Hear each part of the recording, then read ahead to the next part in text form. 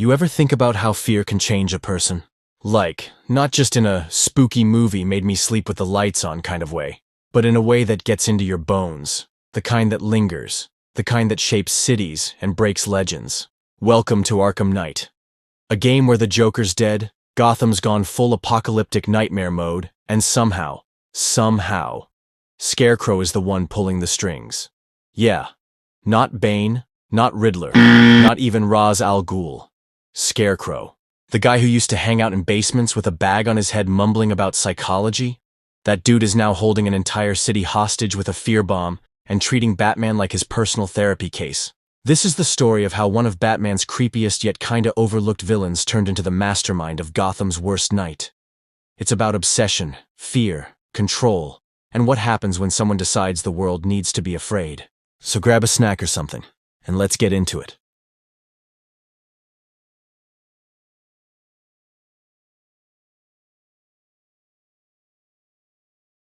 You know, when you look at Scarecrow in Arkham Knight, it's hard to believe this guy was once just another name on Batman's rogue list.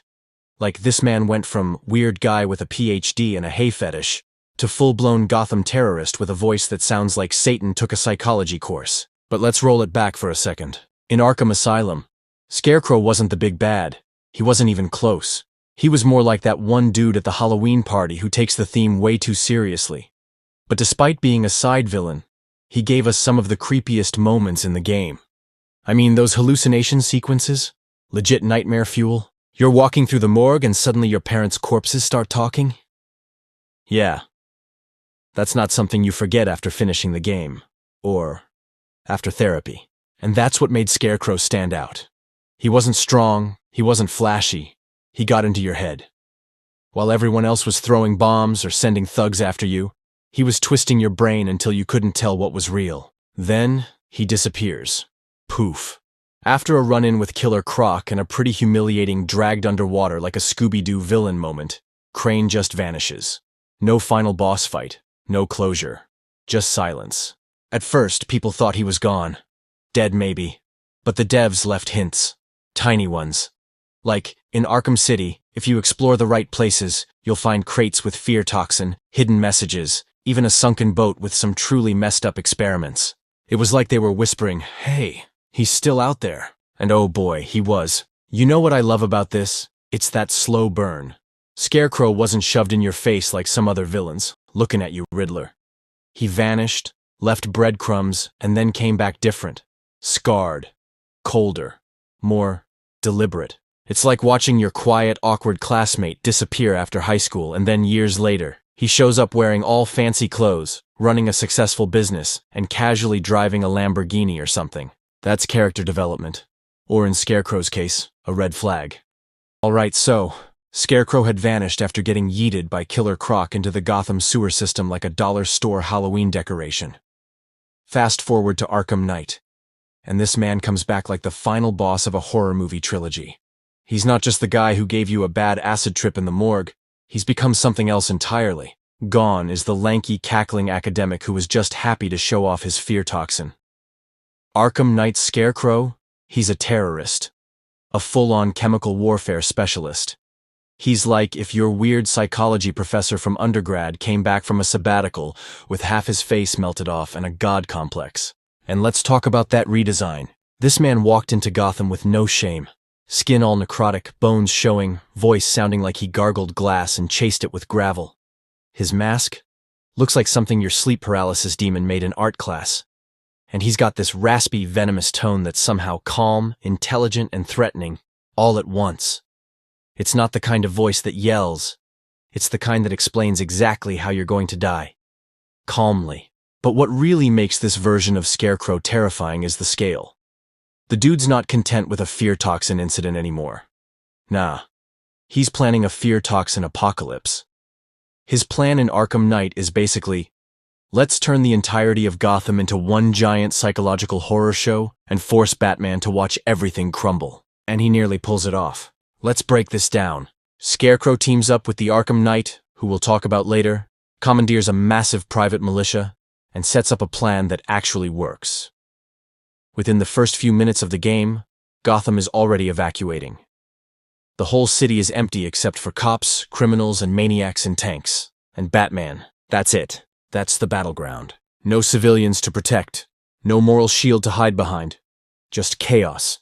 And the man who engineered it. This is what makes Scarecrow such a powerful villain here.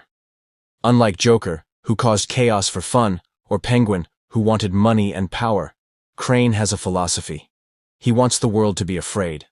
Not because it makes him laugh, but because he believes in it. He thinks fear is the most honest emotion, that it reveals who people really are when everything else is stripped away. He's not trying to destroy Gotham. He's trying to transform it into a monument to his ideology. And you know what? It works. This is what I love about Arkham Knight's version of Scarecrow. He's not just scary because of the jump scares or the gross melted face. He's scary because he's smart, calculated, and patient. This dude waited years. Years. Let Gotham think he was gone. Let Batman focus on Joker, on Two-Face, on everybody else. He sat back, recovered, rebuilt, and came back when nobody expected it. It's not just a physical transformation. It's an intellectual one, a thematic one. His old gimmick was, let's make you hallucinate your fears. Now, his new gimmick is, let's make everyone hallucinate reality. He's not giving you nightmares anymore. He's making the real world feel like one. And yeah, let's be honest, Batman gets worked in this game. Not physically. Batman can punch a tank to death somehow, but psychologically? This is the first time we really see Bruce lose it. Joker's blood, Crane's toxin, the pressure of being Gotham's only hope, it all crashes down. And Scarecrow? He's the conductor of that breakdown. Joker might be the ghost in Bruce's mind, but Crane is the one who unlocks the door and lets him in. Let's talk about the fear toxin itself. The stuff in Arkham Knight is different. This isn't the same gas he was using in Asylum. He's upgraded, evolved.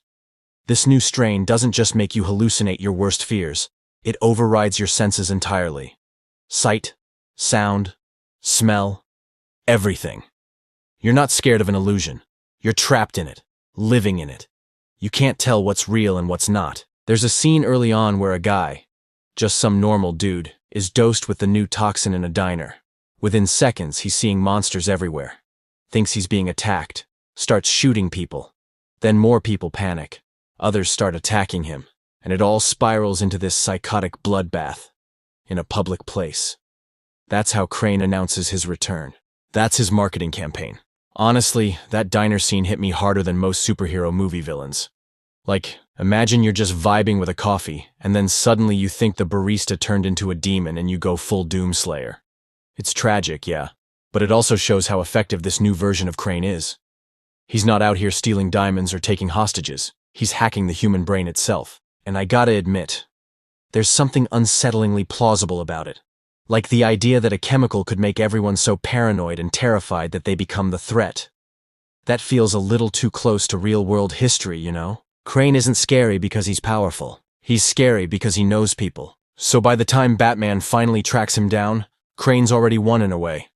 Gotham is shut down. The streets are filled with tanks. Batman's mind is breaking apart. And the Joker, though technically dead, is now squatting in Bruce's brain like a moldy couch guest who won't leave. And that's what makes the final stretch of Arkham Knight so compelling. Because even when Crane is physically captured, even when he's unarmed, he's still dangerous. He knows exactly what buttons to press. He unmasks Bruce to the world, exposes him, broadcasts it. Because for Crane, that's the final blow. Not killing Batman, not beating him in a fight, but shattering his identity, stripping away the symbol and showing the world there's just a man underneath.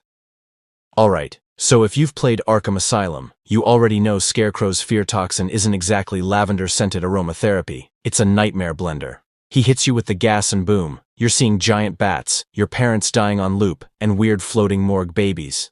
Classic horror stuff. But in Arkham Knight, oh man, he escalated.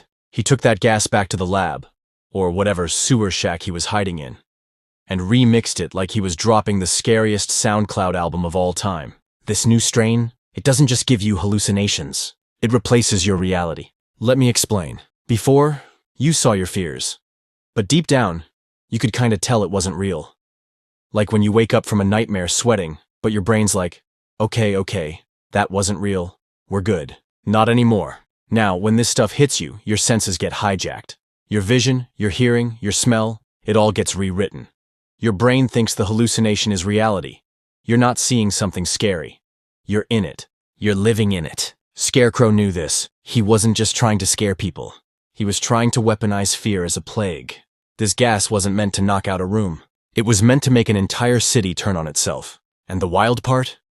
He almost did it. He rigs up these giant fear toxin bombs, like chemical warheads straight out of a Bond villain's playbook, and plants them around Gotham. These things aren't just dangerous. They're apocalyptic. We're talking gas clouds that could melt your sanity and make you claw your own face off in broad daylight. And what's Batman doing the whole time? Running from bomb to bomb, diffusing them like Gotham's most overworked pest control guy while trying not to hallucinate Alfred turning into a snake. The city's empty by then. Evacuated. The only people left are cops, criminals, and the kind of people who think strapping rockets to tanks is a normal day job. And Scarecrow? He's broadcasting fear like it's the 6 o'clock news. Another personal thought. There's something so chilling about the calmness of it all. Scarecrow doesn't scream. He doesn't cackle. He speaks in this cold, instructional tone like a messed-up professor giving a lecture on mass hysteria. And honestly, that makes him more terrifying than Joker in this game.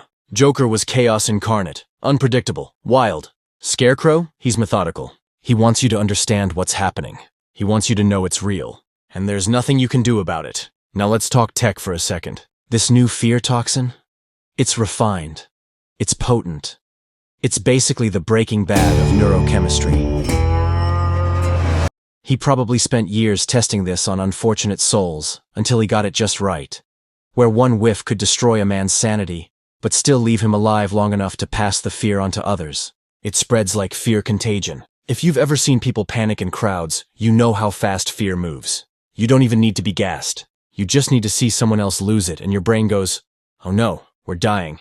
Better join the freak out." It's psychological warfare, but scaled up to a citywide epidemic, and that's the genius of it. Scarecrow doesn't need to control every person. He just needs to light the first match. Then fear does the rest.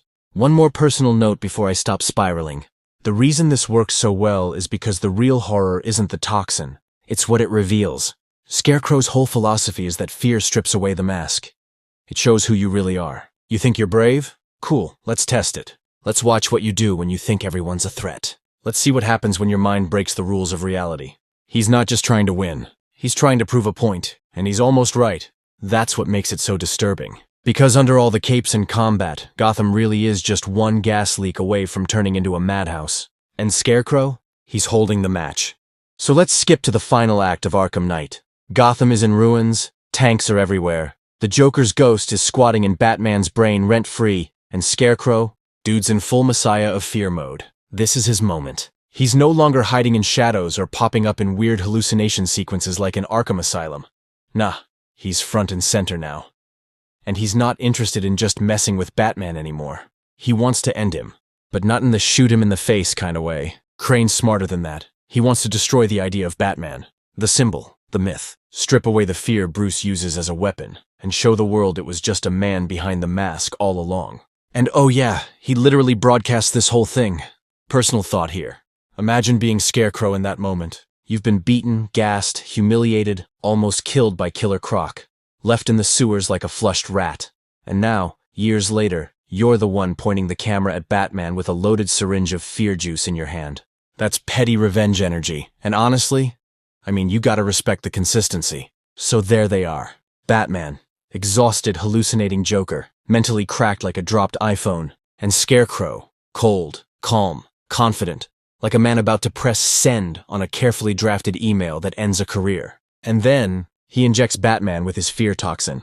And this should have been it, right? The final blow. The big gotcha. But it backfires. Because Joker's still in there, crawling around Bruce's brain like a cockroach in a haunted house. And Crane, in all his arrogance, forgets that fear works both ways. He was so focused on making Batman afraid, he didn't consider what Batman might already be afraid of. And what's Bruce's deepest fear? Becoming Joker. Losing control. Losing the line. Becoming the thing he fights. So Crane's big moment of triumph turns into a reverse Uno card. Instead of destroying Batman, he sets off a full-on mental boss battle inside Bruce's head. And let me tell you, it is incredible. You walk through a twisted version of Gotham while Joker tries to take over. He mocks you, taunts you, even gives you a minigun, and tries to make you embrace chaos. And right when you think Bruce is done for, he fights back. He locks Joker away, shuts the door on him, refuses to be consumed by fear. And you realize that's Batman's real power. It's not just gadgets, or kung fu, or his billion-dollar trauma budget. It's resistance. To fear, to pain, to identity collapse. He takes what Scarecrow threw at him, the worst fear imaginable, and he walks through it. And that is when Crane truly loses. Because for all his planning, all his intelligence, all his toxic science fair projects, Scarecrow misunderstood the one guy who mastered fear better than anyone. He thought he could strip Bruce of his power by removing the mask. But the truth is, the mask isn't the symbol. Bruce Wayne is. He chooses to be Batman, not out of fear, but in spite of it. Crane's entire worldview crumbles right there. He believed fear was the ultimate truth. That deep down, everyone is weak, afraid, and ready to break. But Bruce? He proved that even in the face of fear, true, paralyzing, soul-destroying fear, you can choose to keep going. And that is what crushes Scarecrow. Not a punch, not the Batmobile, not the SWAT team that shows up to drag him away, but the idea that he was wrong, that fear isn't everything, that it can be faced, endured, beaten. This whole sequence made me realize just how differently Arkham Knight sees fear from the earlier games. In Asylum, fear was a mechanic, a gameplay moment. In Knight, fear is the whole narrative. And it's not about making you scared. It's about making you understand fear. What it does, how it spreads, what it reveals, and how, if you're strong enough, you can turn it into your armor. That's what Batman does. That's what Scarecrow never could.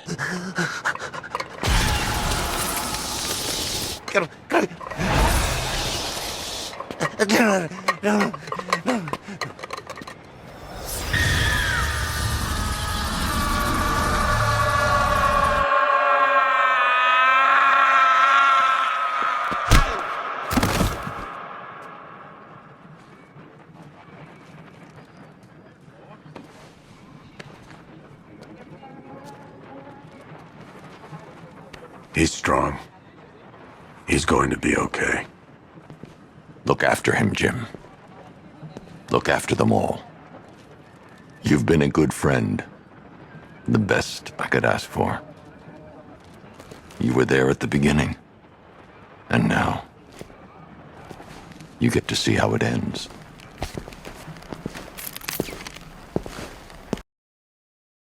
If you liked the video, feel free to like, subscribe, and leave a comment telling me what you would want me to cover next. Take care of yourself, and I'll see you next time.